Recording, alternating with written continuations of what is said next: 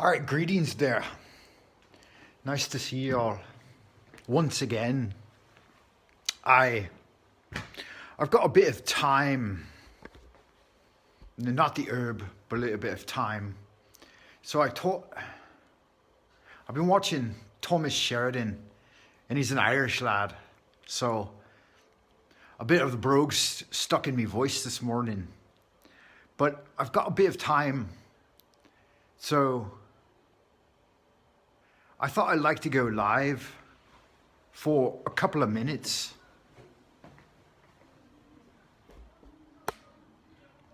Now, I had talked about Lao Tzu's theory of the thirds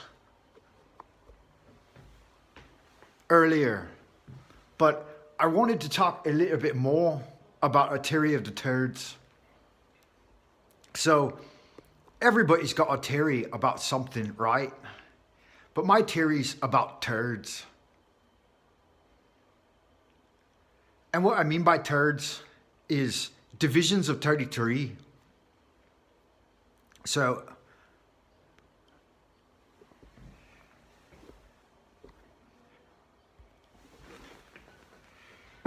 let's have a quick look at the old mug. See if I can't get this where I like it. All right, I've got to drop the British accent. My British accent is pretty fake. So, a theory of the thirds.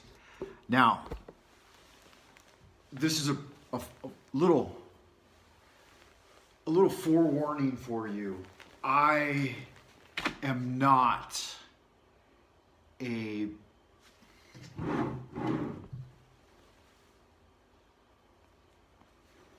alien. I am a human being. That's not what I was gonna say. I'm trying to get shit set up on the fly. You just gotta go with it. Fuck, I mean, you're always gonna fuck something up, so you might as well just go with it and hope it works out for the best. And it might, you never know. And it might not, and that's okay too, right? So my theory of the thirds is this. We've got the three great treasures, the three divisions, Jing, Qi, and Shen. And when apply that to what folks I've heard just recently, in fact, of a thing called chaos magic. And I think that my style of magic from my childhood is something akin to that, though not exactly. But God, I got something stuck in me throat. Me throat. It's something similar to that. So I came across this essay on the internet.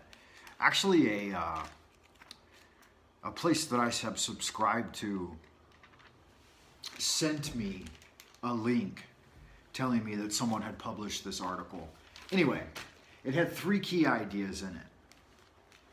And I think they apply really well to basic magical intent. Busy shit going on out there. So to start this off, I wanted to tell you just a little bit of the background of a couple of my first magical experiences. One magical experience I had, I remember very clearly. I was standing in the hallway. I was about 13 or 14. 13, I think. Might have been 14. 14th year, probably, sometime after my 13th birthday. And I had Arthur Edward Wyatt's The Complete Grimoire of Ceremonial Magic, and I was reading through it, and I had already studied a little bit of Kung Fu and Karate, stuff like that. So I had some familiarity with some of the basic concepts of energy. And one of the things the Shifu would always tell us was to punch through the person. So if you really wanted to send your energy into their internal organs and cause them some serious damage, like if it's a fight to the life or death, then you would use your imagination to punch through them rather than just trying to strike the surface of their body like headshot or something. You'd punch through the head. That way you'd really get a good amount of energy piling into them. So I knew about this E in Chinese they call it. And they say, 一道, qi dao, xue xing, which means when the yi goes somewhere, the qi will follow it and go there also. And then the blood will be permeated with the yi-qi combination. The qi will electrify the blood. So there were these three concepts, and I'll add a fourth, thanks to DJ over at Dark Journalist. But the first three concepts are Valencia, Decreeism, and Possism.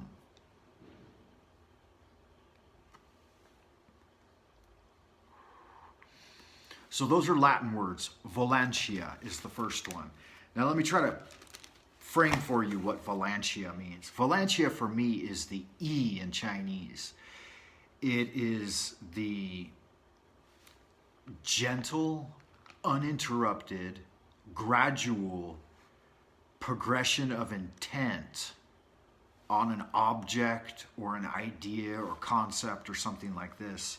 So it's where you focus your energy.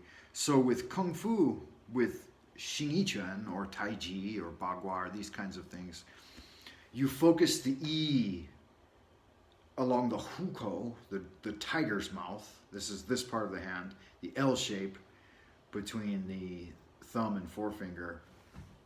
And so when you're standing in a three-point set, you will look through the hukou and focus your E there in meditation for learning about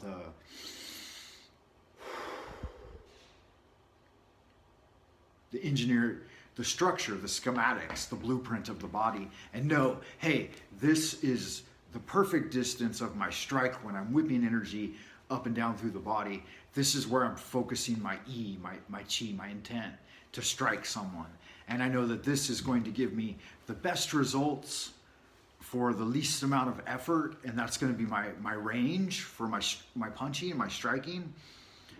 And then, you know, of course, the E with the kick is going to be tied to that as well. And so the San T-shirt gives you the basic triangular structure of how to bridge the gap, bridge the gap means getting closer to your opponent and striking them. So in application to magic, this E, it can be a sigil, it can be an invocation, it can be a tatua, or it can just be one of the points in the body, you know, the three dantian. So Valencia for me is in the first dantian. It's the sexual energy, the seminal fluid, being refined through the deep breathing. And you bring that chi up and it transforms into a warm current of energy that I've even seen these Qigong masters who can start a rolled up or a bunched up newspaper on fire with their E. I haven't tried it and I don't know if I can do it, but I should try that. I've done other things and I've seen magic take form, like that's spiritually manifested magic that's instantaneous. I've only encountered that a few times, but I have encountered it and I have produced it with my own E. I've sent my E into a storm and dispersed it. I've sent my E into a tree and made it be struck by lightning. I've sent my E into water and bubbles appear. I've put my E on the water, and then the chi, the reaction of my electromagnetic energy, created the bubble or whatever. You know, so these minor effects, these are not the purpose of following the Tao or high magic, but they're fun, you know, and everybody, you have to see them. If you don't see them, you'll be like, well, there's nothing beyond this physical body. And all this woo-woo is just a bunch of BS. But so the multiverse allows you synchronistic opportunities of meaningful coincidence that do bring about these things. But it takes a long time of doing your Qigong and doing your practice and disciplining your mind in the triangle of art in order to be able to get this stuff done. So Valencia, the E. So you can cultivate the E through meditation, not emptying the mind meditation, but gently commanding the mind to calm down and feel your internal energies, gentleness. Just quiet sitting is what we call it in Tao. So nothing special, just discipline yourself to sit quietly 5 to 10 minutes each morning and breathe in a relaxed state, which is funny because you say breathe in a relaxed state. If you're focusing on the breath, then you're doing it wrong, right? Because then you have some tension. So the key is to allow rhythmic breathing to occur and then to try to subtly guide it. So you send that E out in these little bursts, these little pulses of go this way, slow down.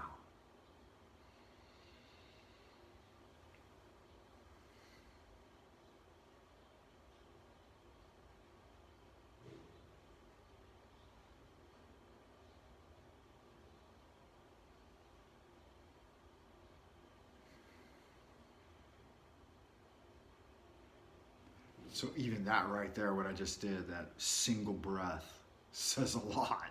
If you're a practitioner, if you're not a practitioner, it just doesn't mean anything to you. Like, hey, the guy stopped talking, time to switch videos, right? Valencia. It's a very quiet thing. Decreeism is not. Decreeism is the next step. So I'll show you. Master key. I'm not sure if this is backwards, but that's Valencia, Decreeism, and Possism. So I'll write it in the, maybe I'll put it down in the description box. Valencia. It's a good word for it. I like going back to my own Western roots in Hermetic science rather than being lost in the miasma of the Chinese ones.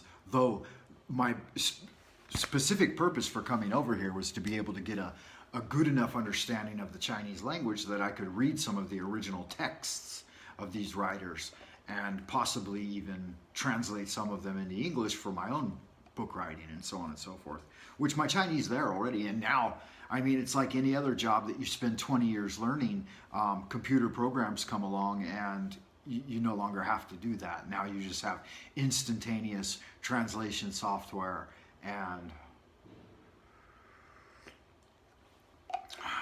my first job, I'm deviating, I'm going on a tangent, but my first job as a kid was replaced by a computer. And now, after 30 years of investing in the research and study of the Chinese language, that's been replaced by a computer app now too. And so it just seems like, what's the point in learning any of it, right? But no, my purpose in learning it was a spiritual purpose. So it goes beyond just the utility of the thing. Valencia. E. Decreeism is the next one. And decreeism is to decree, right? So for me, this is the middle Dantian. It's the 5-pointed star, which represents the Wuzhang Liu Hu, which are the 5 internal organs, the 5 senses, all the divisions of 5, right? We have seeing, smelling, tasting, hearing, and touching. Those are the 5. The 5 colors, the 5 tastes, the 5 limbs of extending from the body, these kinds of things. The Chinese cosmology has those 5s in their system. Western also, we have 5 in Kabbalistic elements, but the 5th element is usually not revealed, so they use the Tetragrammaton as the foundation of reality. I'm a Hermetic scientist, synthesizing Tao into it.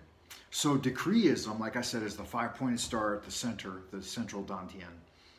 So the bottom, what's at the bottom? It's the Taiji Tu. So imagine the Taiji Tu as a sigil. So if you're for your Valencia, you need a sigil. You can put the Taiji Tu at the bottom, the pentacle or pentagram in the middle Dantian. And this is the storehouse of human emotional energy, the pathos, right? So we have logos, pathos, and ethos. The ethos is your real physical being, the Valencia, the seed. Once the seed starts to take root, then it has form, it's decreed. So here, the E goes from the intent to the declaration, the invocation, the actual spell itself, and the pinning of the sigil. You could put your E into that sigil, but Decreeism is to bring it about through word. So you say your spell, you invoke your spell. The last one is the Upper Dantian, the Possism. It's called Possism, Possism. And it means to possess. So once you've intended and decreed, then you have to wait at the spiritual heights for it to arrive. And you have to do this waiting with a sense of, who cares? You know, I mean, the who cares attitude is wrong. You must not, now this poisoned me from Crowley, because he said you should not be lustful for results. And I disagree. You should be desirous and lustful for results. Otherwise, you forget about it and you just move on, and it appears, but it's not as valuable. The key idea that I think Crowley was trying to transmit in his heroin-induced miasma was that you shouldn't try to keep pushing and pulling at it too much, but you need to be attentive and alert to its arrival. Yeah. And so that sums it up.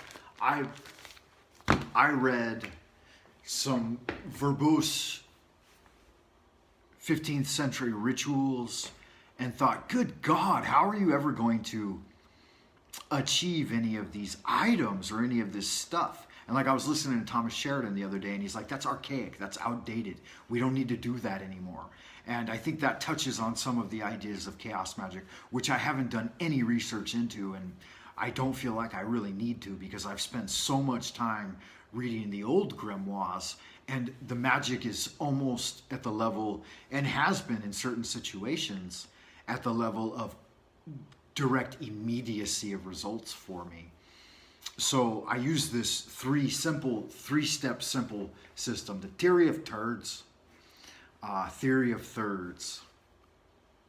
So I've got the master key. It's the theory of thirds, and it includes Valencia, Decreeism, and Possism, which means you put forth the intent and you make the declaration that it should appear, and then you wait. And while waiting, you can work on all of the other aspects of your preparation for it. You don't have to worry about the how of, you don't have to worry about the how of how it's going to get done, but you do need to stay attentive and alert. That way you can get it when it's there. Because believe me, the minions of the underworld, the Grimalkins and so on and so forth, all of these lesser entities and astral dredges, they see your light. It's like that story from, let's see, which books is it in? I think it's the War of Souls, where all the souls get trapped on Kryn and they can't make their way into the next stage. So every time they see someone use magic, they feed off it, the ghosts. And that happens. The Grimalkins, the minions of the Lord of the Underworld, they see your light burning bright in the spirit world, and they're like mosquitoes swarming around it and feeding on it. So you need to carefully and powerfully purge and clean your system and set up the guardian angels at the 4 quadrants, watchtowers of the 4 quadrants, so that you're safe in your magic. Yeah. And with that said, just keep studying, keep sharing, keep interacting. Check out all the wonderful channels that I talk about, and like and subscribe, for Christ's sakes. Help me build my base. Or not, whatever. I'm going to make these vlogs either way. So I love y'all, good looking, happy, sexy people, and I will see you in the future. Unless Zuckerberg gets his way. That fucking cyborg bastard.